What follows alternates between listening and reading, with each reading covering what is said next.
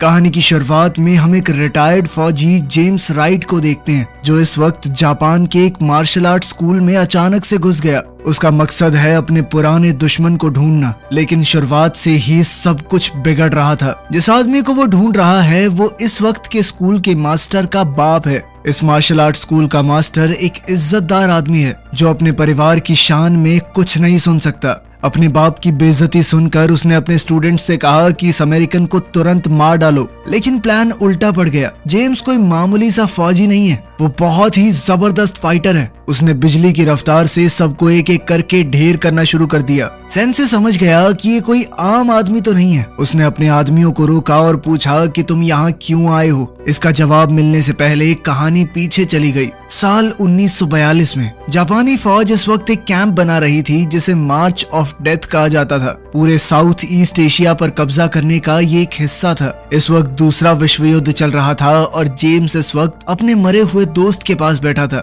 जिसका शरीर उसने खुद ही दफनाया था। अगली सुबह जापानी फौजी जंगल में दुश्मनों को ढूंढने लगे। जेम्स ने उनके पास ही छुपकर एक पत्थर फेंका उनका ध्यान भटकाने के लिए, और फिर अचानक से हमला कर दिया। एक फौजी को मार दिया और एक माइन उड़ा दी। कुछ पलों के लिए उसे लगा कि वो जीत रहा है, पर जंगल में जितनी उसने सोची थी उससे कहीं ज्यादा बड़ी फौज है। वो भागता हुआ पेड़ों के बीच से निकला, पर जल्दी ही पकड़ा गया। कमांडर ने कहा कि इसे मारो मत, जिंदा पकड़ो, इसे कैंप ले चलो। गेट से घुसते ही सबका ध्यान उस पर चला गया। कर्नल तुरंत समझ गया कि ये कोई आम बंदा नहीं है, ये ब्रिटिश एयरफोर्स का कमांडर रह चुका है। कैंप में बंद फौजियों के अंदर एक बड़े अफसर को देखकर हौसला ना आ जाए, इसलिए कर्नल ने कहा कि इसे चुपके से मार दो। पहले तो लगा कि जेम्स हार मान गया, पर जैसे ही तलवार चली वो बच गया। अपनी जबरदस्त लड़ने की तकनीक से उसने 3 गार्ड्स को मार दिया और फिर जंगल की तरफ भाग गया। जल्द ही उसे एक क्रैश हुए प्लेन का कबाड़ मिला, लेकिन वो वहाँ भी ज्यादा देर तक छुप नहीं पाया।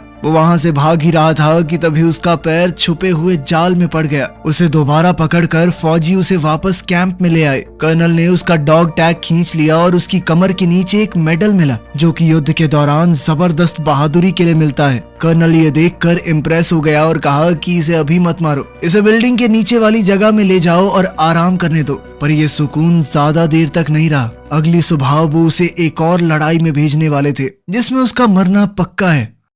रात में एक गार्ड ने कहा कि इसे सोते हुए ही मार देते हैं, लेकिन कर्नल ने मना कर दिया। वो चाहता था कि ये पूरा कैंप देखे कि उसका हुक्म ना मानने का अंजाम क्या होता है। जेम्स एक छोटे से सेल के अंदर बंद था, जहां उसे कुछ और बंदी मिले। उनमें ज्यादातर अमेरिकन्स थे। उनमें से एक ने अपना नाम गैब्रियल बताया। उन्होंने पूछा कि ब्रिटिश आर्मी यहाँ आएगी हमें बचाने, लेकिन जेम्स इस पर चुप रहा। उन्होंने सुना था कि पहले यहाँ पर वियतनामी कैदी भी थे, लेकिन आर्मी के वहाँ पहुँचने से पहले सबको मार दिया गया। जेम्स ने याद किया कि जब उनका स्क्वाड वहां पहुंचा तो उनका जहाज दुश्मन की भारी गोलीबारी की वजह से क्रैश हो गया, लेकिन इस सब में वो बच गया। कुछ देर बाद जेम्स ने बताया कि इस एरिया में तैनात सारे पायलट मारे जा चुके हैं, मतलब अब कोई रेस्क्यू नहीं हो सकता। इस जापानी जेल के अंदर रूल बहुत सख्त हैं। फिर भी उसने सोच लिया कि यूं हार तो नहीं मानूंगा। उसने फैसला लिया कि वो दोबारा से यहाँ से भागने की कोशिश करेगा, पर बाकी कैदियों ने कहा कि सोचना भी मत, सब बेकार है। ये कैंप एक आइलैंड पर बना हुआ है, हर तरफ वॉच टावर और पहरा देने वाले लोग हैं। जो भी कभी यहाँ से भागता है वो पकड़ा जाता है।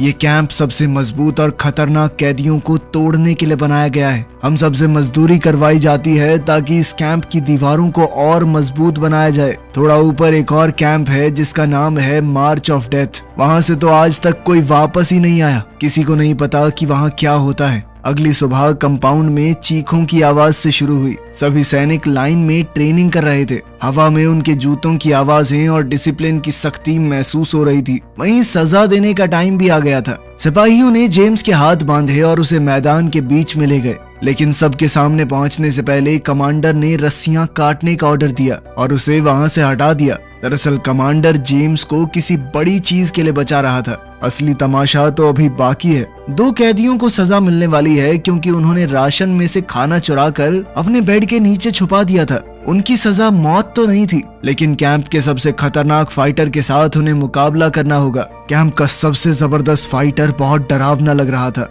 उसका शरीर किसी मशीन जैसा था। उसके मुक्के इतने तेज और ताकतवर लग रहे थे कि सबसे ताकतवर कैदी भी डरकर पीछे हट जाते। यह नजारा सबके दिलों में खौफ भरने के लिए था कि जापानी फौज से चोरी करने का क्या हश्र होता है।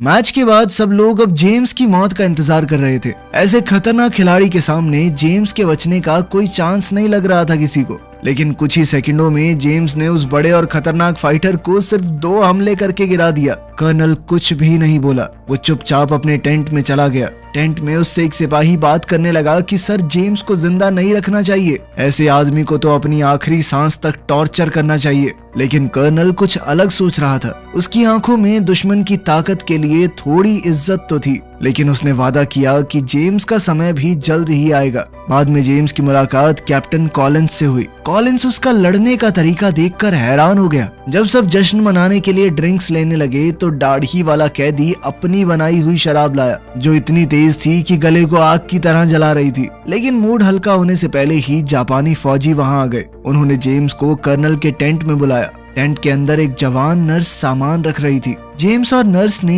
एक पल के लिए एक दूसरे को देखा। उन्होंने कुछ कहा नहीं, पर महसूस जरूर किया। फिर कर्नल ने कहा कि मैंने तुम्हें तारीफ करने के लिए नहीं बुलाया। उसने जेम्स के फाइटिंग स्टाइल को पहचान लिया था। यह लड़ने का ऐसा तरीका है जिसे कभी जापान में बैन कर दिया था। फिर बात घूमकर जेम्स के मेडल पर आ गई। ये मेडल जेम्स का नहीं था, बल्कि उसके बाप का है। कर्नल ने बताया कि मेरे पिता भी फौज में ही थे। फिर उसने अपने मरे हुए ऑफिसर की तलवार निकाली और जेम्स के गाल पर एक हल्का सा कट लगा दिया और फिर गार्ड्स को कहा कि इसे ले जाओ। यह सीधी सीधी बात थी कि जेम्स अब कल मरेगा। अगली सुबह कर्नल एक और फाइट अरेंज कर रहा था। उसे पता था कि जेम्स का लड़ने का तरीका एक आदमी के लिए तो बहुत बढ़िया है, लेकिन बहुत सारे दुश्मनों के सामने काम नहीं करेगा। इसीलिए उसने अपनी टीम के सबसे ताकतवर फौजियों को उससे लड़वाया। लेकिन जेम्स तूफान की तरह हिला। 1 मिनट के अंदर अंदर उसने तीनों को गिरा दिया। वो चाहता तो अपने आखिरी वार से उन्हें खत्म भी कर सकता था, लेकिन जेम्स रुक गया। उसने उन्हें मारा नहीं। कर्नल फिर से बिना कुछ बोले टेंट में चला गया। बाद में जब जेम्स के साथ ही उन जापानी फौजियों का मजाक उड़ा रहे थे तो जेम्स ने कहा कि वो फौजी कोई डरपोक नहीं थे, वो बस अपने कमांडर के ऑर्डर्स फॉलो कर रहे थे, बिल्कुल हमारी तरह। उसकी ये बात सुनकर सब चुप हो गए। कुछ देर बाद कैंप में गोली चलने की आवाज गूंज उठी। कर्नल ने तीनों हारे हुए फाइटर्स को मरवा दिया था। वो सबको दिखाना चाहता था कि यहाँ दया की कोई जगह नहीं है। गैब्रियल और कॉलिंस के घाव बढ़ रहे थे। जल्दी ही उन्हें उस कैंप में भेजा जाएगा जहाँ से कोई वापस नहीं आता। समय कम था तो जेम्स ने एक खतरनाक प्लान बनाया। उसने वॉच टावर के ऊपर रेडियो देखा था। अगर वो रेडियो तक पहुंच गया तो वो किनारे से ब्रिटिश फोर्सेस को सिग्नल दे सकता है। उस सिग्नल के मिलते ही ब्रिटिश फौज उन्हें बचाने जरूर आएगी। तो प्लान बनाया गया कि अगली काम की शिफ्ट में कैदी शोर शराबा मचाएंगे। चीख पुकार होने लगी। सभी गार्ड दौड़कर वहां आए। टावर वाला सिपाही भी नीचे उतर आया। जेम्स टावर की तरफ दौड़ा और ऊपर चढ़ गया। उसने रेडियो तोड़कर निकाल लिया और सैंड बैग्स के पीछे छुप गया। जैसे ही वो निकलने लगा तो नर्स ने उसे देख लिया। कुछ देर बाद एक सिपाही नर्स के ऊपर डोरे डालने लगा, जिस पर नर्स ने उसे मना किया कि मैं ये सब नहीं चाहती। जिसके बाद उसने नर्स को जोरदार थप्पड़ मारा। लेकिन काफी पूछताछ के बाद भी नर्स ने जेम्स के बारे में कुछ नहीं बताया।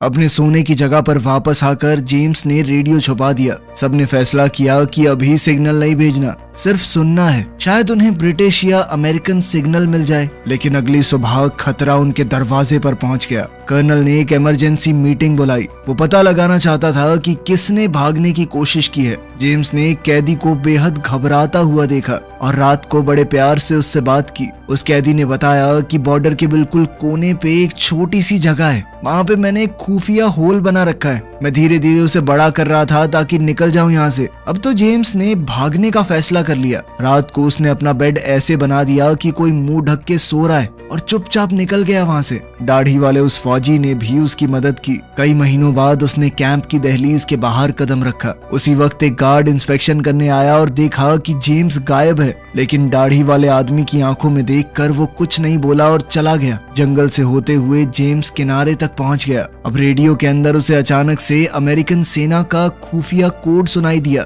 मतलब कि अमेरिकन फौज आसपास ही है, शायद हमला करने की तैयारी में। वहीं उसे वो क्रैश हुआ प्लेन भी मिल गया जो उसने पहले देखा था। प्लेन के पास एक मेटल हुक भी पड़ा था, जिसे देखकर जेम्स के दिमाग में एक नया आइडिया आया। फिर जेम्स चुपके से उसी जगह से होते हुए अपने कमरे में वापस चला गया। अगली सुबह जेम्स ने अपने सभी साथियों को बुलाया और बताया कि उसने क्या देखा। रेडियो पर जो आवाजें आई थी वो नवाजो भाषा में थी, जिसे सिर्फ अमेरिकन फौज इस्तेमाल करती है। इसका मतलब कि अमेरिकी फौजी पास ही हैं। जेम्स ने उन्हें एक और चीज बताई, जंगल में उसे एक ग्लाइडर जैसा साफ सुथरा हवाई जहाज मिला है। अगर वो किसी गुजरते हुए प्लेन से ग्लाइडर को जोड़ पाए तो वो हवा में उड़कर उन्हें सुरक्षित ले जा सकता है। ये प्लान पागलपन जैसा लग रहा था, लेकिन उनके पास खोने को क्या ही था। Next part coming soon.